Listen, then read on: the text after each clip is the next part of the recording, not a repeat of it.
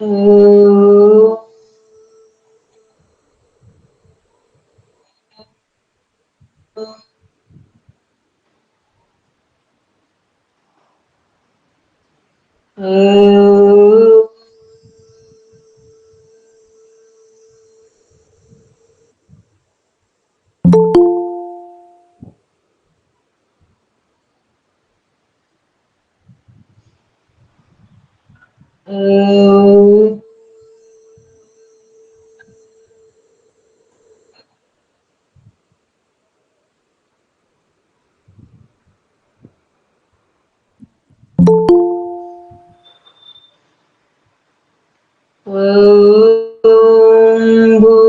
भूर्भुवः स्वः तत्सवितुर्वरेण्यं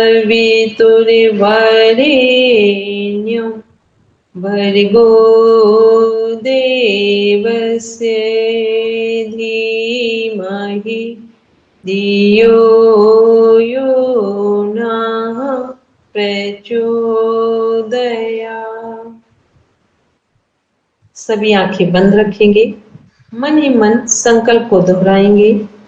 हम आजीवन यम और नियम का पालन करेंगे, पूरे विश्व में योग की पताका फहराएंगे। हमारे संकल्प बल दृढ़ता और निर्भयता से भरे हुए हैं, जिनके माध्यम से सकारात्मक दिशा में सब कुछ किया जाना संभव।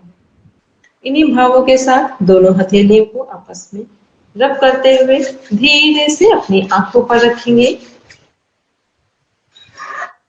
कोमलता से अपनी आंखों को खोलेंगे। सभी लोग बैठेंगे, पीडीएफ ओपन करेंगे अपने। सबके पास पीडीएफ आ गया हार्ड कॉपी में?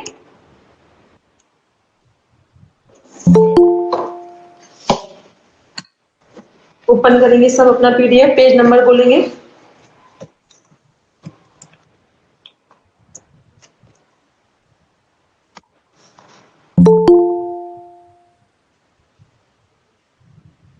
मैम पेज नंबर 6 है।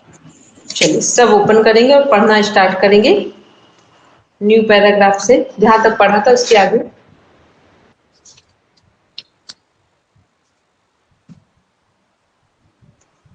आपके सिलेबस का क्या नाम है? ये पेपर का, सिलेबस का नहीं बोले, पेपर का क्या नाम है? पेपर 4 मैम, पेपर 4 नाम योग एवं मैम आपकी आवाज नहीं है क्लियर। योग एवं मानसिक स्वास्थ्य। ठीक है, चलिए कौन पढ़ेगा? नहीं मैम जी, आप पढ़ेंगे, स्टार्ट कीजिए। समन्वित व्यक्तित्व से पढ़ेंगे मैम।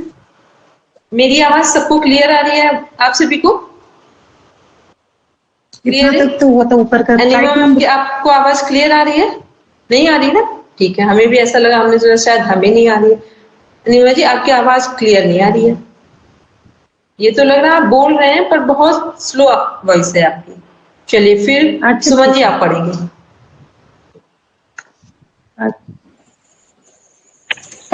सम्मिलित व्यक्तित्व, इसमें शारीरिक, मानसिक, सामाजिक, बौद्धिक, भावात्मक आदि आयाम संतुलित रहते हैं, जिसमें अभी रुकेंगे, 1 मिनट रुकेंगे सुमन जी। पुनी जी आप पढ़े या प्राची आप पढ़िए, देखिए किसकी आवाज, अभी भी आवाज क्लियर नहीं है। प्राची आप पढ़िए, प्राची आप या पुनी जी कोई भी एक तेज पढ़िए, आवाज बहुत, एक जो साउंड है वो स्लो आ रहा है। मैम मैं अभी रास्ते में हूँ, मैं 5 मिनट में मतलब घर पहुँच रही हूँ। चलिए प्राची जी। मेरा इंग्लिश हिंदी पढ़नी नहीं आती क्या?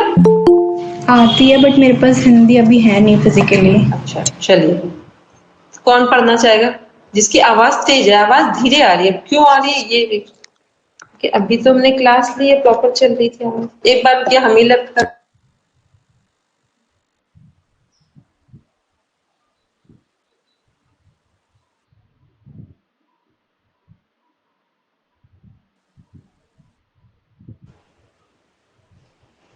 चलिए अब पढ़िए सुमन जी।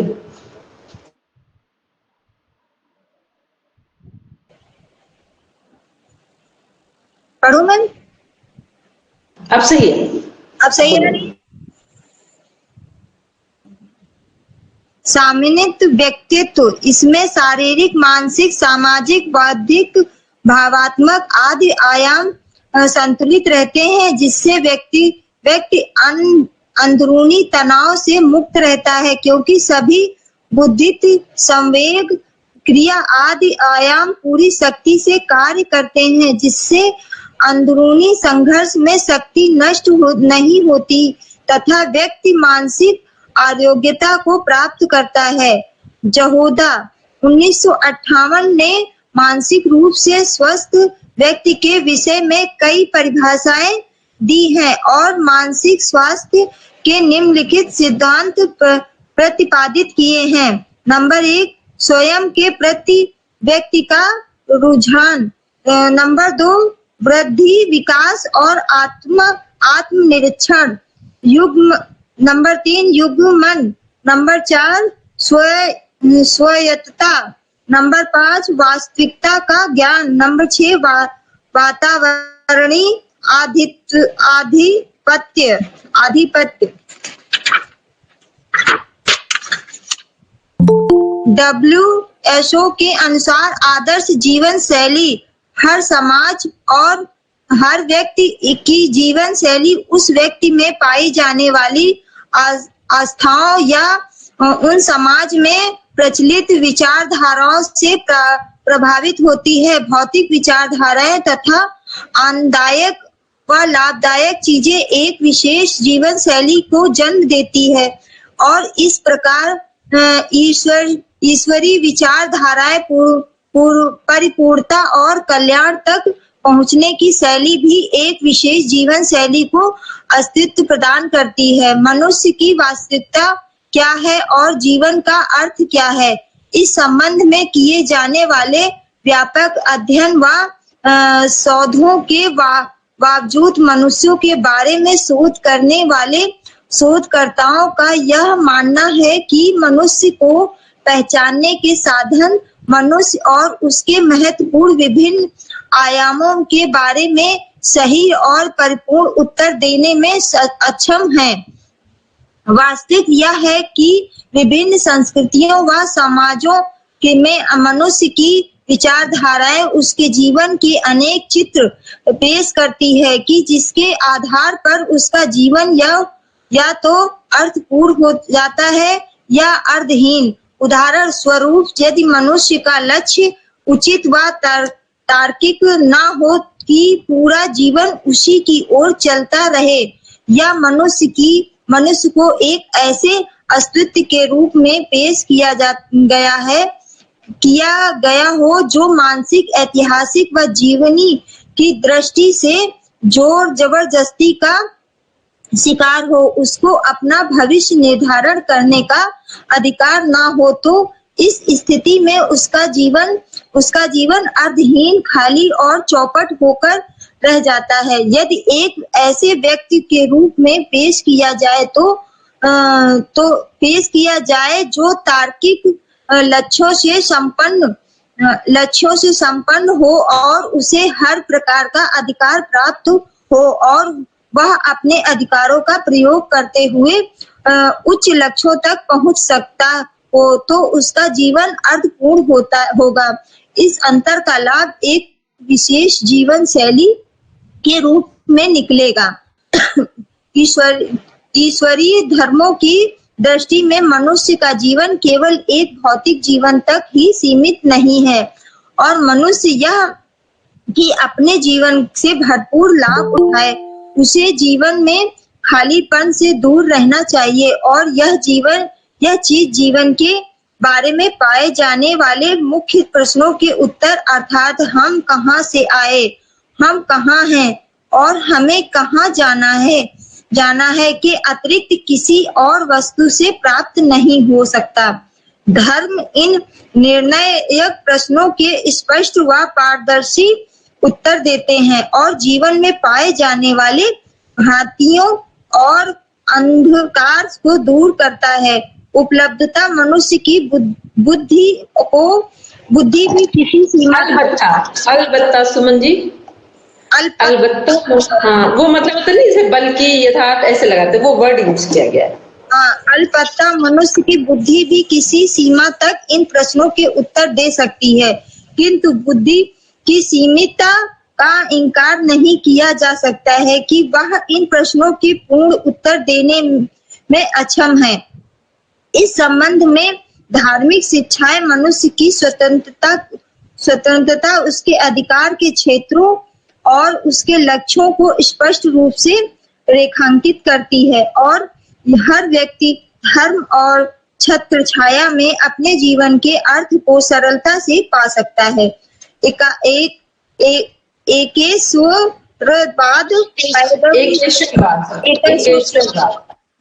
पैगंबरी और प्रलय के संबंध में धार्मिक शिक्षाओं से इन चीजों को प्राप्त किया जा सकता है।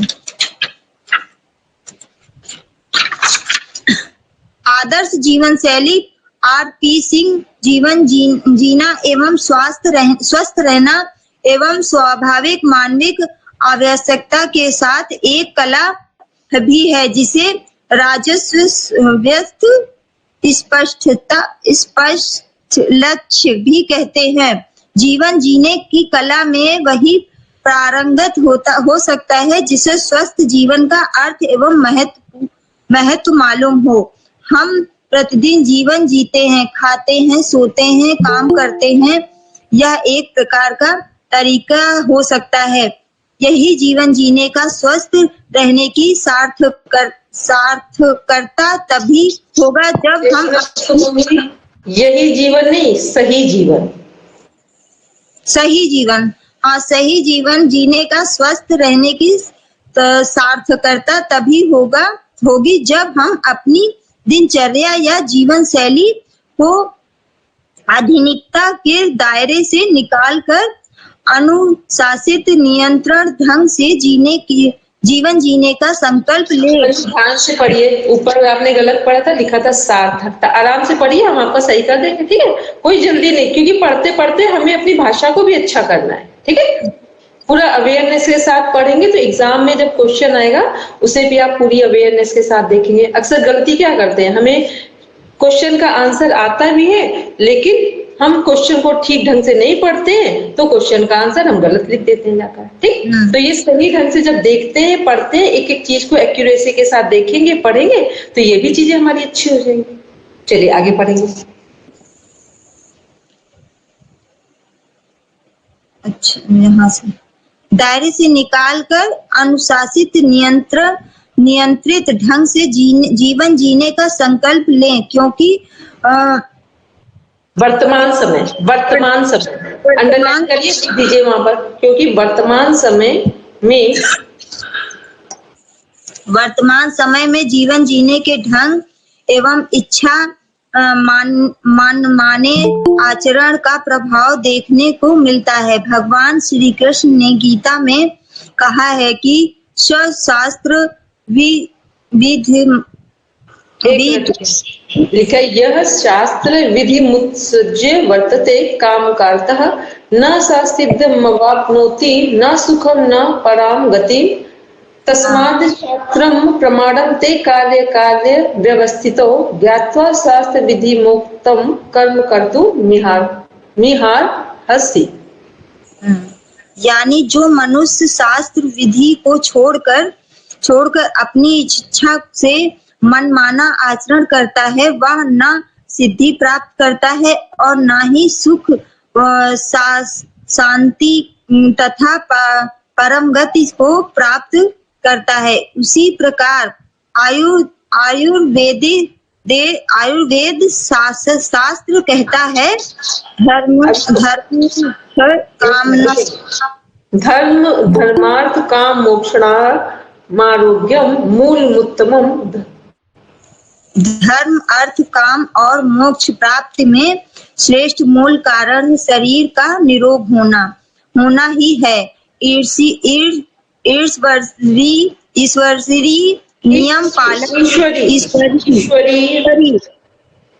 ईश्वरीय नियम पालन से ही शरीर निरोग रह सकता है। महर्षि चरक के आयुर्वेदी जीवन सिद्धांत में आयु के साथ हित एवं अहित तथा सुख और दुख इन दो स्थितियों को देखा गया है। इनमें हित एवं सुख आयु का पर्याय स्वस्थ जीवन होता है तथा अहित पर्याय लिखा है, देखिए ध्यान से। हाँ, पर्याय स्वास्थ्य जीवन होता है। स्वस्थ रुकेंगे, सही करेंगे, रुकेंगे सुमन जी। देखिए इसमें क्या लिखा है, आराम से देखिए। ठीक, इनमें हित एवं सुख आयु का पर्याय स्वस्थ जीवन होता है। हाँ, स्वस्थ जीवन होता है तथा अहित एवं दुख आयु का पर्याय रोगग्रस्त जीवन होता है। इस दृष्टि से आयुर्वेद विज्ञान में चिकित्सा के दो उद्देश्य स्पष्ट किए गए हैं। स्वास्थ्य की ऊर्जा वृद्धि करके दीर्घ जीवन। नंबर 2, रोगी के रोग का शमन करके प्रगति स्थापन द्वारा दीर्घ जीवन काल अर्थ और कर्म व्याधियों के स्वर व्यापक। एक मिनट रुके, आराम से पढ़िए। देखिए, रोगी के रोग सबका शमन करके प्रकृति स्थापन द्वारा दीर्घ जीवन। फिर लिखा है काल अर्थ और कर्म व्याधियों के सर्वव्यापक कारण माने गए हैं। इनसे बचने के लिए आयुर्वेदज्ञों ने स्वस्थ व्रत के विधान का उद्देश्य किया है। उसके बाद पढ़िए। स्वस्थ एवं आदर्श दिनचर्या हेतु विकारों की उत्पत्ति का प्रतिबंध करने के लिए चरक संहिताकार ने सूत्र स्थान 5 में नित्य प्रयोजनीय विषय में निम्न प्रकार से वर्णित किए हैं। आहार विहार सद्व्रत आदर्श जीवन शैली के सूत्र स्वस्थ व निरोग रहने के लिए मनुष्य को सर्वप्रथम अपनी दिनचर्या को सुधारना होगा। सुमन जी रुकेंगे। प्रेमा जी पढ़िए, आगे कंटिन्यू करिए। मैम मैं पढ़ना चाहती थी पर मुझे लगा कि कैसे कहूँ मैं मैम को, मैं पढ़ना चाहती थी। आपको देखा, आप ही तो सबसे पहले पढ़ते ही थे पूरे क्लास में। ठीक, चलिए पढ़िए। हाँ, एक मिनट। कहाँ गया था, देखो मैं बात करते करते भूल गई। हाँ, एक से पढ़ती हूँ मैम। स्वास्थ्य एवं आदर्श दिनचर्या हेतु तथा विकारों की उत्पत्ति का प्रतिबंधन करने के लिए चरक संहिताकार ने सूत्र स्थान 5 में नित्य प्रयोजनीय विषय निम्न प्रकार से वर्णित किए हैं। आहार विहार सद्व्रत आदर्श जीवन शैली के सूत्र स्वस्थ व निरोग रहने के लिए मनुष्य को सर्वप्रथम अपनी दिनचर्या को सुधारना होगा। ऋतुओं के अनुसार आचरण करते हुए जीवन व्यतीत करने से निरोगी स्वस्थ एवं सुंदर जीवन की प्राप्ति हेतु ब्रह्म मुहूर्त से रात्रि शयन तक ईश्वरीय एवं प्राकृतिक नियमानुसार जीवन शैली को सुधार कर एवं अपना कर ही आदर्श प्राकृतिक जीवन शैली व्यतीत की जा सकती है। उपयुक्त नित्य क्रिया संपादन के पश्चात व्यायाम प्रातः भ्रमण स्नान आदि को भी अनिवार्य रूप से अपनी दिनचर्या में शामिल करें तथा स्वच्छ वस्त्र धारण करके ईश्वरोपासना तथा योगाभ्यास द्वारा अपने आभ्यंतर विकास के लिए प्रयासरत रहे। भोजन मतलब आहार प्रत्येक मनुष्य का आहार उसके देश काल आयु प्रकृति कार्य के अनुसार भिन्न भिन्न होता है। आहार के संबंध में क्या खाए, कितना खाए, कब खाए, क्यों खाए एवं कैसे खाए के बारे में शास्त्र सम्मत सिद्धांतों का पालन करे। आयुर्वेदिक सिद्धांत के अनुसार प्रकृति विरुद्ध आहार वात पित्त कफ इन दोषों और रस रक्त आदि धातुओं तथा स्वेद मूत्रादि मलों एवं उप धातुओं तथा स्रोत विशेष को दूषित करते हैं। यह दोष वैषम्य रोग समप्राप्ति का प्रथम सोपान माना जाता है। इसीलिए महर्षि चरक ने लाभ प्राप्त करने के लिए 8 प्रकार की आहार विधि निर्धारित की है। उस सबका अध्ययन और पालन करे और निम्नलिखित सामान्य नियमों को ध्यान में रखे। फर्स्ट, भोजन करते समय शांत एवं मौन रहना चाहिए। भोजन से पूर्व हाथ पैर की सफाई कर लेनी चाहिए। 3, भोजन करते समय ढीले वस्त्र धारण करना चाहिए।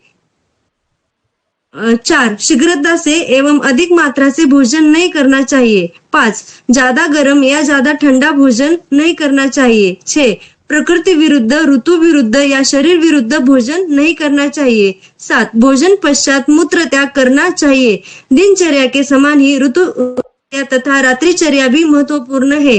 सायंकाल के समय भोजन, मैथुन, नींद, पढ़ना एवं मार्ग गमन नहीं करना चाहिए। रात्रि के प्रथम पहर में ही भोजन कर लेना चाहिए। शयन काल में वस्त्र ढीले एवं बिस्तर स्वच्छ एवं आरामदायक होना चाहिए। सोने का कमरा स्वच्छ एवं हवादार होना चाहिए। सोने से पूर्व ईश्वर ध्यान अवश्य करना चाहिए। प्रकृति के साथ संबंध, जो मनुष्य प्रकृति में रहता है उसे प्रकृति के 8 रूप आरोग्य प्रदान करते हैं, यथा जल, अग्नि, होता, सूर्य, चंद्र, आकाश और पृथ्वी एवं वायु।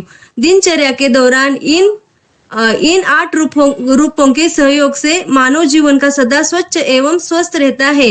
कालिदास ने प्रकृति को शिव और प्रकृति के 8 रूपों को शिव की अष्टमूर्तियां माना है। इन अष्टमूर्तियों को सीधा संबंध पृथ्वी के जीव जगत से है। हमारे पूर्वज प्रकृति के इन 8 रूपों की आराधना एवं उपासना करते थे। स्वच्छ प्रकृति में ही स्वच्छ प्रवृत्ति का विकास संभव है। जब प्रकृति के 8 रूप पूर्ववत स्वच्छ, निर्मल और प्रसन्न होंगे तो फिर हमें कोई रोग नहीं होगा और हम निरोग रहेंगे। अंत हम कवि कालिदास के शब्दों में प्रकृति के उन प्रत्यक्ष 8 रूपों की स्तुति करते हैं जिनसे सभी को आदर्श निरोगता एवं स्वास्थ्य प्रदान हो। युक्ताहार विहार का प्रभाव, हमारी आदर्श दिनचर्या या दिनचर्या में धर्मानुरूप युक्ताहार विहार का भी प्रभाव पड़ने से सद्गुणों एवं सद्विचारों में वृद्धि होती है, जो आदर्श जीवन शैली को सबलता प्रदान करती है। विदुर नीति में कहा गया है कि यत्न से आचार की रक्षा करनी चाहिए।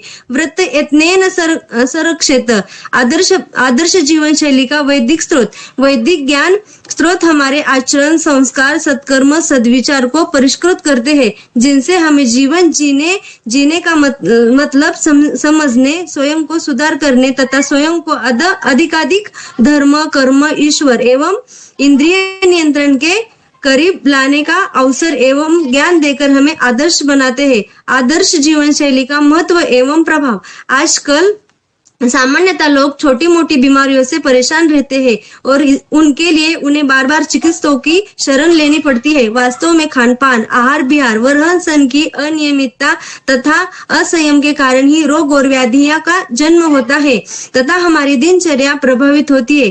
संयमित एवं नियमित जीवन से प्राणी स्वस्थ रहता है। मैम,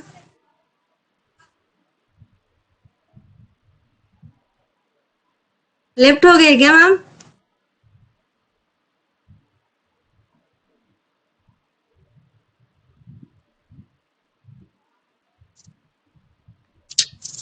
जी 1 मिनट, आप पढ़ लीजिए थोड़ा और, तब तक आ रही हैं। ठीक है। योग द्वारा मानसिक आरोग्य। योग संकल्पना ही जड़ मूल से भारतीय विचारधारा से आई है, जबकि पश्चिमी विचारधारा के मूल में मानसिक आरोग्यता की संकल्पना रही है। भारतीय विचारधारा में मन की विभिन्न अवस्थाएं मूढ़, क्षिप्त, विक्षिप्त, एकाग्र, निरुद्ध आदि का उल्लेख मिलता है। महर्षि पतंजलि ने योग दर्शन के अंतर्गत अष्टांग योग में समाधि का वर्णन किया है। इसीलिए समाधि, मुक्ति, निर्वाण, आत्म साक्षात्कार, भगवत प्राप्ति की अवस्था में व्यक्ति मानसिक रूप से आरोग्यता प्राप्त करता है। भारतीय विचारधारा में स्वस्थ मन के लिए विभिन्न साधन बताने पर भी मानसिक स्वतंत्र संकल्पना भारतीय विचारधारा में न आने का कारण यह है कि भारतीय विचारधारा में व्यक्तित्व को सदैव समग्र रूप से लिया गया है, न कि उसके विभिन्न पहलुओं पर अलग अलग रूप से विचार किया गया है। योग शब्द जिस धातु से निष्पन्न हुआ है वह पाणिनीय व्याकरणानुसार द्विवादी, रुधादि एवं चुरादि तीनों गुणों से प्राप्त होता है। युज समाधि दिवादिगण, युज संयम मने चुरादिगण, युजुर योगे रुधादिगण। युज धातु से उत्पन्न होने वाला योग भी पुल्लिंग में प्रयुक्त होने पर समाधि का अर्थ वाचक है, परंतु नपुंसक लिंग में प्रयुक्त होने पर योग शास्त्र रूप अर्थ का ज्ञापक है। महर्षि व्यास ने भी योग का अर्थ समाधि बतलाया है। इस प्रकार गण भेद से योग शब्द के प्रमुख अर्थ समाधि, संयोग तथा संयमन होता है। विष्णु पुराण के अनुसार जीवात्मा तथा परमात्मा का पूर्णतया मिलन ही योग कहलाता है। विष्णु पुराण के अनुसार आत्मज्ञान के प्रयत्नभूत यम नियमादि की अपेक्षा रखने वाली मन की विशिष्ट गति है। इसका ब्रह्म के साथ संयोग होना ही योग है। प्रयत्नभूत यम नियमादि की अपेक्षा रखने वाली मन की विशिष्ट गति है। इसका ब्रह्म के साथ संयोग होना ही योग है। आत्म प्रयत्न सापेक्षा विशिष्टा या मनोगति तस्या ब्रह्मर्षि संयोगे योग इत्याभिधीयते। आत्म प्रयत्न सापेक्षा विशिष्टाया मनोगति तस्या ब्रह्मर्षि संयोगे योग इत्याभिधीयते। भगवत गीता के अनुसार दुख सुख, पाप पुण्य, शत्रु मित्र, शीत उष्ण आदि द्वंद्व से मुक्त होकर सर्वत्र समभाव से व्यवहार करना ही योग है। श्रीमद् भगवत गीता के अनुसार योग क्या है? योग का अर्थ है सदैव चंचल रहने वाली इंद्रियों को वश में करते हुए परम तत्व में मन को एकाग्र करना। भगवान ही परम तत्व है। भगवान स्वयं अर्जुन को युद्ध करने के लिए कह रहे थे। अंततः अर्जुन को युद्ध के फल से कोई सरोकार नहीं है। जय या पराजय कृष्ण के लिए विचारणीय है। अर्जुन को तो बस श्री कृष्ण के निर्देशानुसार कर्म करना है। यही वास्तविक योग है। सिद्धधयो समो भूत्वा समत्व योग उच्यते। श्रीमद् भगवत गीता 2/48 से भगवान कहते हैं योग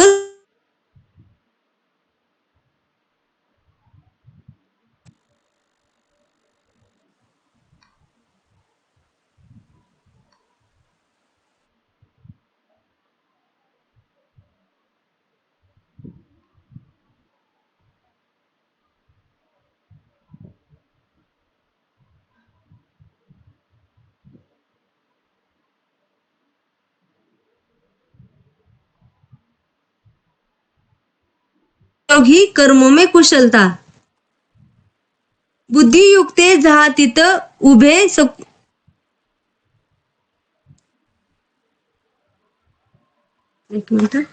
योग कर्मसु कौशलम अर्थात समत्व रूप योग ही कर्मों में कुशलता। बुद्धि युक्त जहातित उभे सुकृत दुष्कृते तस्माद योगाय युजस्व योग कर्मसु कौशलम। श्रीमद् भगवत गीता समबुद्धि युक्त पुरुष पुण्य और पाप दोनों को इसी लोक में त्याग देता है, अर्थात उनसे मुक्ति हो जाता है। इससे तू समत्व रूप योग में लग जा। यह समत्व रूप योग ही कर्मों में कुशलता है, अर्थात कर्म बंध से छूटने का उपाय है। समत्व बुद्धि रूप योग की प्राप्ति के लिए प्रयत्न करे। समत्व योग विषयक बुद्धि से युक्त हुआ पुरुष अंतकरण की शुद्धियों और ज्ञान प्राप्ति के द्वारा सुकृत दुष्ट को पुण्य पाप दोनों को यही त्याग देता है। इसी लोक में कर्म बंधन से मुक्त हो जाता है। इसीलिए तू समत्व बुद्धि रूप योग की प्राप्ति के लिए यत्न कर, मतलब प्रयत्न कर, चेष्टा कर। सिद्धि असिद्धि विषयक समत्व भाव ही योग कुशलता है। योग ही तो कर्मों में कुशलता है, अर्थात स्वधर्म रूप कर्म में लगे हुए पुरुष का जो ईश्वर समर्पित बुद्धि से उत्पन्न हुआ सिद्धि असिद्धि विषयक समत्व भाव ही वही कुशलता है। यही इसमें कौशल है कि स्वभाव से बंधन करने वाले जो कर्म है वे भी समत्व बुद्धि के प्रभाव से अपने स्वभाव को छोड़ देते हैं। अंत तू समत्व बुद्धि से युक्त हो जा। पुण्य पाप दोनों कर्मों का त्याग कर देना ही कर्मों में कुशलता है। समत्व बुद्धि युक्त पुरुष यहाँ इस जीवन में पुण्य और पाप इन दोनों कर्मों को त्याग देता है। इसीलिए तुम योग से युक्त हो जाओ। कर्मों में कुशलता योग ही है। योग से होती है पुण्य एवं पाप दोनों से मुक्ति। भगवान का उपदेश है कि योगाय अर्थात योग के लिए अथवा योग में युजस्व अर्थात लग जाओ। कहने का तात्पर्य है कि योग में प्रवृत्त हो जाओ, यानी कि योग करो। अब प्रश्न यह है कि क्यों करे योग? बुद्धिमान व्यक्ति अर्थात योगी वर्तमान में ही अथवा इस संसार में ही सुकृत एवं दुष्कृत अर्थात पुण्य एवं पाप से मुक्त हो जाता है। गीता में योग, समता, सामर्थ्य एवं समाधि, मुख्यतः समाधि ही योग है। गीता में योग शब्द के 3 अर्थ है। समता जैसे समत्व योग उच्चते, सामर्थ्य ऐश्वर्य या प्रभाव जैसे वशमे योग में स्वरम। 3 समाधि जैसे यत्रो परमते चित्त निरुद्ध योग सेवया।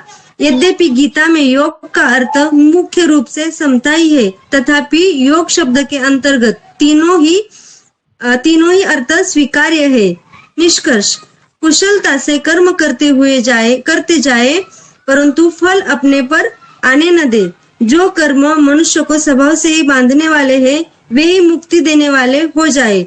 यही कर्मों में कुशलता है।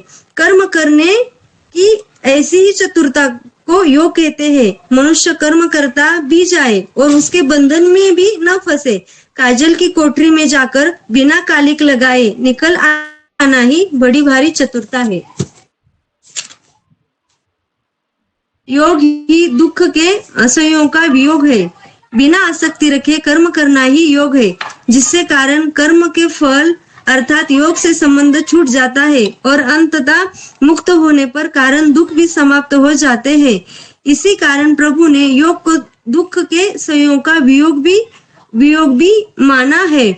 तो विद्यादो दुख संयोग वियोग योग संदितम। गीता का श्लोक है 6वें अध्याय का। योग ही कर्मों में कुशलता एवं समत्व बुद्धि से युक्त। योग कर्म सुकौशलम का सही अर्थ योग ही कर्मों में कुशलता है। समत्व योग उच्चते का वास्तविक अर्थ समत्व बुद्धि के प्रभाव से अपने स्वभाव को छोड़ते हुए तू समत्व बुद्धि से युक्त हो जा, यही वास्तविक योग है। हो गया मैम। चलिए, अभी हम लोग किसकी बात कर रहे हैं? पूरे लेसन में मानसिक स्वास्थ्य की बात कर रहे थे। ठीक, कि मानसिक स्वास्थ्य को ठीक रखने में पहले हम लोग ने योग में देखा, जब स्टार्टिंग में देखा था आसन, प्राणायाम, सकारात्मक विचार और आहार, इनसे संबंध देखा था कि इनका प्रभाव हमारे मानसिक स्वास्थ्य पर क्या पड़ता है। फिर हम लोगों ने जो पाश्चात्य जगत के मनोवैज्ञानिक है उनके अनुसार देखा कि क्या प्रभाव पड़ता है हमारे जीवन में। फिर हम लोग ने देखा कि जितने हमारे योग के ग्रंथ हैं, वो श्रीमद् भगवद गीता हो या भी आगे देखेंगे योग दर्शन है और भी पुराण वगैरह है, उन सब में। फिर आयुर्वेद में देखा चरक संहिता, सुश्रुत संहिता, उसी में हम लोगों ने जो धर्म अर्थ मोक्ष, धर्म अर्थ काम मोक्ष, उसको देखा, उस सिद्धांत को जो आयुर्वेद में कॉन्सेप्ट दिया गया। इसके बाद आयुर्वेद में आहार में दिनचर्या, ऋतुचर्या के बारे में देखा। ये सब क्या हम लोगों ने जितनी भी बातें पढ़ रहे हैं, जितने भी विचार देख रहे हैं, ये सभी हमारे मानसिक स्वास्थ्य को कैसे ठीक रखें इसके बारे में है। और मानसिक स्वास्थ्य ठीक रखने से पहले हमें किसकी आवश्यकता है? कि हमारा शरीर भी ठीक हो। केवल मानसिक स्वास्थ्य अच्छा है और शरीर बिल्कुल बेकार है तो भी मानसिक स्वास्थ्य बहुत दिन अच्छे से काम नहीं करेगा। तो हमें मेंटल हेल्थ भी अच्छी चाहिए और फिजिकल हेल्थ भी। तो सबसे पहले जो हमारा, अगर हम लोग अपने जीवनचर्या पर बात करें तो डीप में जो स्टडी है, डेप्थ जो पार्ट है स्टडी का, वो किसके अनुसार है? आयुर्वेद के अनुसार है। आयुर्वेद क्या है? आयु मीन्स होता है हमारी आयु, वेद मीन्स ज्ञान। हमारी आयु का ज्ञान, कैसे हम अपने जीवन को स्वस्थ रखें, इसके ज्ञान को हमारा आयुर्वेद सटीक तरीके से डिफाइन करता है। तो आयुर्वेद में सबसे पहली बात की जाती है रात्रिचर्या की। कहा जाता है यदि रात हमारी अच्छी है, रात को हम समय से सोए हैं, तो ही हम सुबह समय पर जगेंगे। और जिस व्यक्ति को रात में जल्दी सोने की आदत है, सुबह जल्दी उठने की आदत है, आप समझ लेना ये व्यक्ति का जीवन सामान्य व्यक्तियों से अलग होगा। ठीक, कभी भी आप उठ गए, कभी भी आप सो गए, कभी भी आपने खा लिया, कभी भी आप कुछ कर रहे हैं, ये तो फिर ये मनुष्य जीवन नहीं कहलाता। ठीक, मनुष्य जीवन क्या है, जिसमें हमारी जो दिनचर्या है वो प्रकृति के नियमों के अनुसार काम करती है। यदि हमारी दिनचर्या प्रकृति के नियमों के अनुसार कार्य नहीं कर रही है तो आप समझ लें, ना तो आप मानसिक तरह से स्वस्थ रहेंगे और ना शारीरिक तरह से। ठीक है, तो हमें सबसे पहले क्या करना है, रात्रिचर्या को सबसे अच्छा रखना है कि सही समय पर हमें सोना है, और जब कोई व्यक्ति सही समय पर सोता है तब वो निश्चित है कि सुबह सही समय पर उठेगा। लेकिन जब हम सही समय पर सोएंगे ही नहीं तो सुबह हम सही समय पर उठें ये निश्चित होगा ही नहीं। और जब आप सही समय पर सोए नहीं, सही समय पर उठे नहीं, तो ये आपको लगता भले ही हो कि आप बहुत अच्छा जीवन जी रहे हैं, ये पशुवत जीवन है पूरा। ठीक, पूरा पशुवत जीवन है जब हमारे दिनचर्या में किसी भी तरह का कोई एक नियम ना हो, और वो नियम जो प्रकृति के सिद्धांतों पर काम करता हो। कहीं आज तक आपने किसी भी, जितने भी हमारे सनातन संस्कृत से रिलेटेड ग्रंथ हो या जितने भी सफल लोगों की दिनचर्या हो, एक व्यक्ति को आप बता दो जो देर रात्रि में सो रहे हो और सुबह देर से जगो, एक भी सफल व्यक्ति का, जो रियल में सफल है, ऐसे एक भी व्यक्ति का उदाहरण दो जो रात्रि में देर से सोते हो और सुबह देर तक सोते हो। नहीं होगा, क्योंकि जो हमारी प्रकृति के नियम हैं वो शाश्वत नियम है, वो बनाए ही इसलिए गए हैं कि प्रकृति के नियमों के अनुसार चलने से हमारा पूरा जीवन एक रिदम में चलता है। ठीक है, तो रात्रि में समय से सोए, और रात्रि का सोने का समय क्या है, आइडियल टाइम 9 से 10। 9 से 10 के बीच। ठीक, जो हमारी पूरी बायोलॉजिकल क्लॉक है बॉडी की, जिसे सर्केडियन रिदम कहा जाता है, वो टाइम क्या है, 9 से 10 का। यदि लंबे समय तक आपको स्वस्थ रहना हो, अच्छे से अपने जीवन को जीना हो, तो 9 से 10 कोई भी, आप किसी भी नॉर्म्स को देखेंगे, किसी भी बुक के नॉर्म्स को देखेंगे, नेचर के अकॉर्डिंग सबका टाइम यही है। इवन जो साइंस है वो भी एक्सेप्ट करती है, साइंस, कि हमारी बायोलॉजी का, जो हमारी बॉडी का क्लॉक है जिसका नाम सर्केडियन रिदम है, वो भी 9 से 10 ही आइडियल टाइम है सोने का। फिर सुबह का, मॉर्निंग का टाइम क्या है आइडियल जगने का, सूर्योदय से पहले का। आप बहुत जल्दी ना उठ पाए, 4 बजे 5 बजे ना उठ पाए, कोई मैटर नहीं करता है, लेकिन कम से कम सूर्योदय से पहले अवश्य उठे। क्योंकि सूर्योदय से पहले जो नहीं उठ रहा है वो किसी तरह से, बस हमने वही बोला कि आपको लग रहा है कि आप जीवन जी रहे हैं, लेकिन वो जीवन जीना ही है, टाइम कट करना है, पर जीवन में कुछ बहुमूल्य या कुछ अलग जीवन में उपस्थित होना या कुछ नई चीज गेन करना, ये आपके हाथों से नहीं होगा। तो सबसे पहले क्या है, आयुर्वेद के अकॉर्डिंग 9 से 10 बजे सोना, सुबह सूर्योदय से पहले उठना पहली प्रायोरिटी है। अब देखते हैं पूरे दिन की दिनचर्या को, उसमें क्या क्या है, आहार के बारे में है। दिनचर्या में क्या क्या मायने रखता है, हमारा क्या इंपॉर्टेंट है कि आहार कैसा हो, डाइट कैसी हो। तो आहार पर क्या क्या चीजें डिपेंड करती है, जो भी हम डाइट लें वो भी नेचर के अनुसार लें।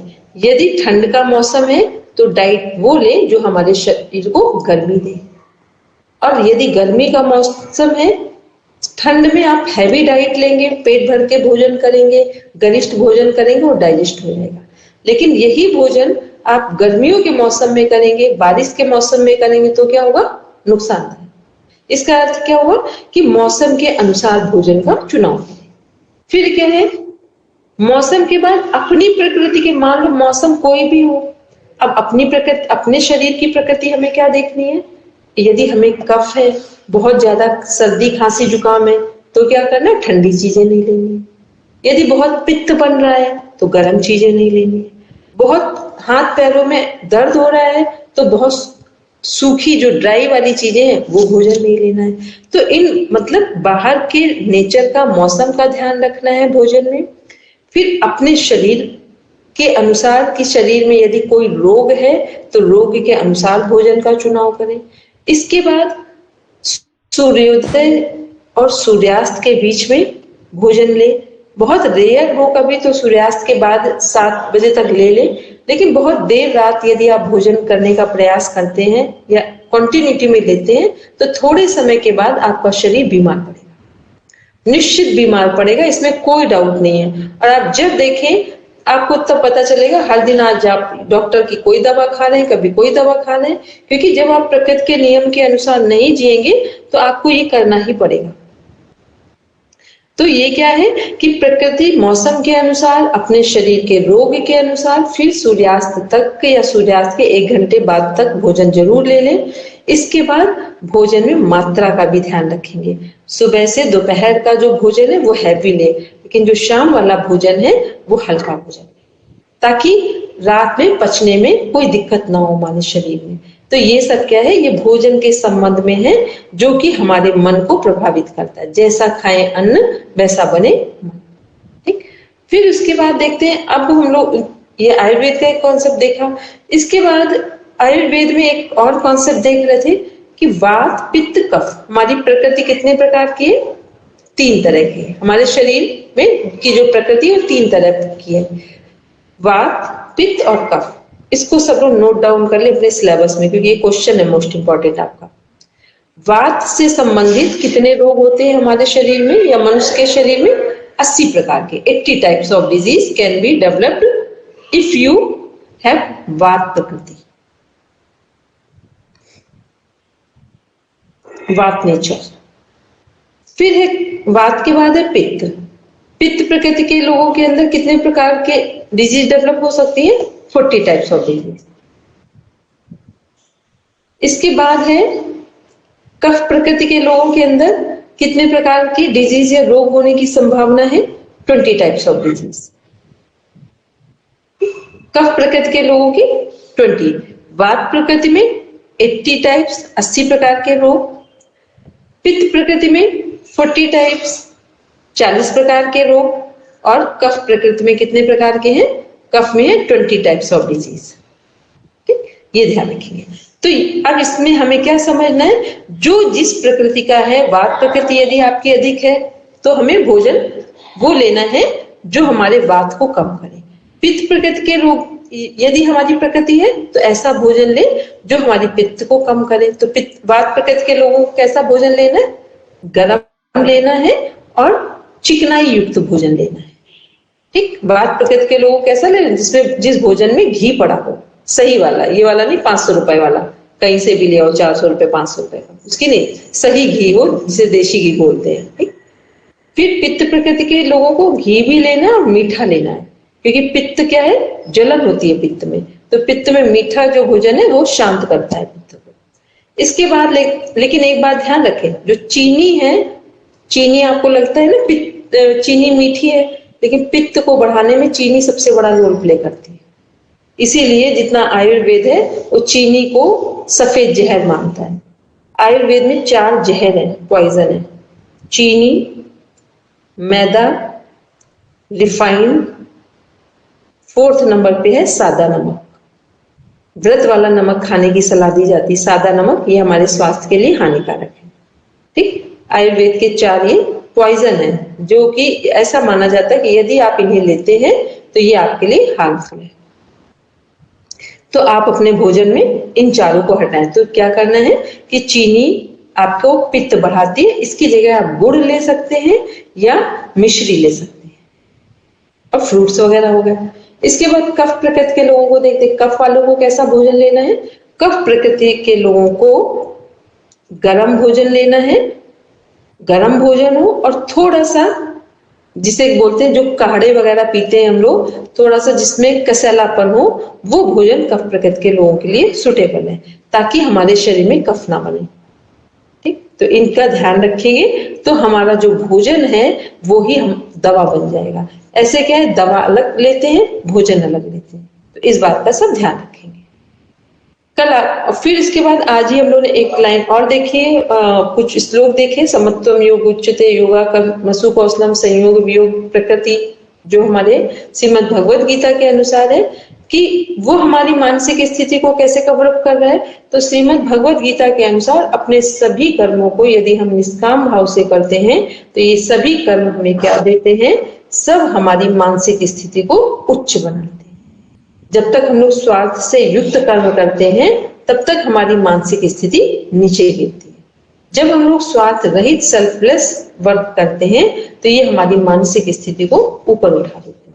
तो हमें क्या करना है, कर्म करने, इस संसार में रहना है, सब कुछ जो जरूरत है वो हमारी आवश्यकता है उसे पूरा करना है, लेकिन किसी भी आवश्यकता को पूरा करते करते इतना ध्यान न खो दे कि केवल अपनी आवश्यकता दिखाई दे, दूसरों का हानि और लाभ कुछ भी ना दिखाई दे।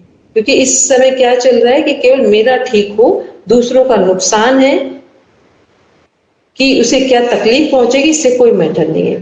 तो क्या आप दूसरों को तकलीफ पहुंचाएंगे तो आपकी मानसिक स्थिति अच्छी रहेगी? कभी नहीं रहेगी। तो ध्यान क्या रखना है कि जो भी कार्य करें अपना लाभ जरूर देखें, लेकिन दूसरों की हानि ना हो, इसका ध्यान रखें। ये क्या है? अकॉर्डिंग टू श्रीमद् भगवत गीता, योगा कर्मसु कौशलम, निष्काम भाव से किए गए सभी कर्म हमें हमारी मानसिक स्थिति को शांति प्रदान करते हैं। फिर है, इसी में है पाप और पुण्य दोनों कर्मों का त्याग कर देना। तो जब हम पाप और पुण्य दोनों का त्याग करते हैं, मतलब ये हुआ कि कोई भी कार्य करे उसका श्रेय अपने ऊपर ना ले, काम को 100% एनर्जी के साथ करें, पूर्ण मना स्थिति के साथ करें, पूर्ण मनोयोग के साथ करें, लेकिन काम करने का श्रेय हमेशा परमात्मा को समर्पित कर दें। अभी हम क्या करते हैं, काम का श्रेय अपने ऊपर लेते हैं और जब कोई नुकसान होता है तो परमात्मा को ब्लेम करते हैं। तो ये क्या है, ये भी हमारी मानसिक स्थिति को नीचे गिराता है। या तो सभी रिजल्ट भगवान को समर्पित कर दो, अच्छा हुआ तो भगवान के कारण हुआ, बुरा हुआ तो। लेकिन हम लोग गलती क्या करते हैं, अच्छा हमारे कारण होता है हमेशा, बुरा भगवान के कारण होता है, क्योंकि भगवान बिल्कुल फ्री बैठे हैं हमारा बुरा करने के लिए, उनके पास कुछ काम तो है नहीं। ठीक, तो इन बातों का ध्यान रखेंगे कि जो भी होता है कर्म हमारे हाथ में है, कर्म करने की शक्ति। अब हम जैसा कर्म करेंगे वैसा परिणाम हमारे सामने आएगा और वही मना स्थिति को हम फेस करेंगे। ठीक, अब 2 मिनट किसी का कोई क्वेश्चन हो तो पूछ ले।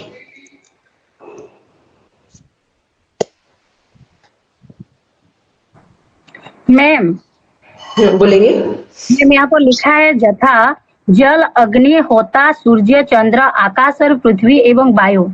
तो होता का मतलब क्या है मैम? होता का अर्थ होता है यज्ञ करने,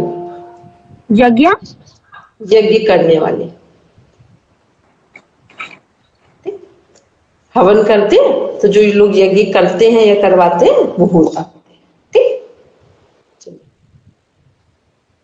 सभी के पास पीडीएफ आ चुका है। ठीक, अभी तक हम लोग ने कल से लेकर जो अभी तक पढ़ा है उसको पूरा सही तरीके से रिवीजन में लेंगे। कल हम 10 मिनट पहले आप सबका टेस्ट लेंगे। ये सब आएंगे, ऐसा ना हो टेस्ट हमने बोला है तो कोई उपलब्धि ना हो। ठीक, ऐसा कोई टेस्ट नहीं, आप कम से कम उससे आपको पता चल जाएगा कि आपको क्या आता है क्या नहीं आता है। ठीक, नहीं आता होगा तो हम समझा देंगे और आता होगा तो हमें पता चल जाएगा कि आपने क्या क्या पढ़ा है। मैम एक बार ये माता की जो आपने 80 डिजीज बताई है उसके आगे क्या रीजन, एक बार ये भी बता दो। ये रीजन तो कल पूछना, ये थोड़ा बड़ा हो जाएगा, थोड़ा नहीं, कुछ काफी बड़ा टॉपिक हो जाएगा, इसको कल बताते हैं क्योंकि थोड़ा सा बड़ा टॉपिक, लंबा टॉपिक जाएगा, तो इसको कल हम समझाएंगे प्रॉपर वे में। ठीक है, और बस 10 मिनट का टेस्ट लेना है, वो सभी रिवीजन में लेंगे। ये वाला जो टॉपिक है इसको कल हम समझाएंगे। चलिए, बात में क्या क्या खाना चाहिए बोलना बता दीजिए। क्या चीज सविता जी? बात के रोग में क्या क्या खाना चाहिए? प्राची का यही क्वेश्चन है, इसीलिए हमने कहा कि कल बात करेंगे। प्राची ने यही पूछा कि वात में 80 टाइप्स ऑफ जो डिजीज है वो क्या है और कैसे होती है। ठीक है, तो उसे आप बता रहे थे ना जो घी और क्या क्या बोल रहे थे वो। अब टाइम पूरा हो रहा है इसलिए कल हम इसको डेप्थ में डिफाइन करेंगे। ठीक है सविता जी, कल हम इसको प्रॉपर वे में डिफाइन कर देंगे। ठीक, और रिवीजन आप करके रखेंगे। चलिए सब बैठेंगे शांति पाठ के लिए।